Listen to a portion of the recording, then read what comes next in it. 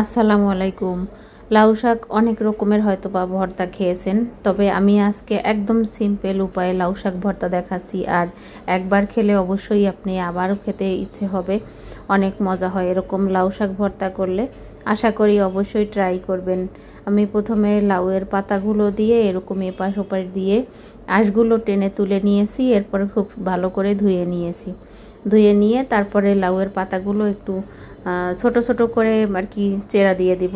এরপরে অল্প একটু পানি দিয়ে আমি এই লাউয়ের শাকগুলো সিদ্ধ করে নেব একটা ঢাকনা দিয়ে ঢেকে। কিছু সময় সিদ্ধ করে তারপরে আমি আবার ঢাকনা খুলে এরপরে কিছুটা ধনেপাতা দিয়ে দেব। আমি একটু কম ধনেপাতা নিয়েছি লাউয়ের শাকের পরিবর্তে, তবে এরকম কোয়ান্টিটিতেই খেতে খুবই মজা হয়। এরপরে আমি এই ধনেপাতাটা একটু ভালো করে সিদ্ধ করে নিব। এর সাথে আমি দিয়ে দিচ্ছি একটু সরিষার তেল,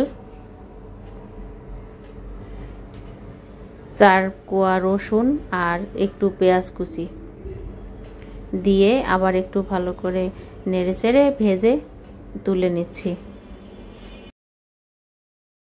এই সব কিছু একটু নরম হয়ে গেলে তারপরে আমি এখন একটা শিলপাটায় বেটে নিব।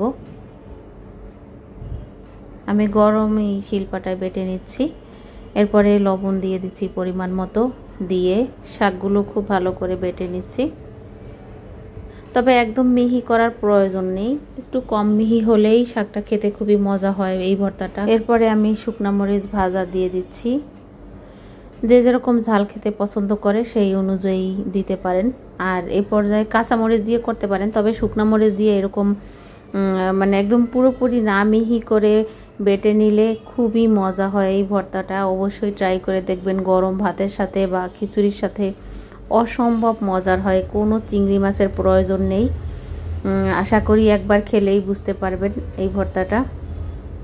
এরপরে আমি একটু সরিষার তেল দিয়ে দিচ্ছি। এখন খুব ভালো করে মিশিয়ে তারপরে গরম ভাতের সাথে খেয়ে নেব। যারা ভর্তা প্রেমী মানুষ আছে তারা জানে যে এই ভর্তাটা খেতে কতটা মজা হয়। তবে এটা কিন্তু ব্লেন্ডারে ব্লেন্ড করলে বেশি মজা হবে না, বেশি মিহি বাটা হয়ে যাবে। এরকম শিল পাটায় যদি আদা মিহি করে বাটেন তাহলে খেতে অনেক বেশি মজা হবে।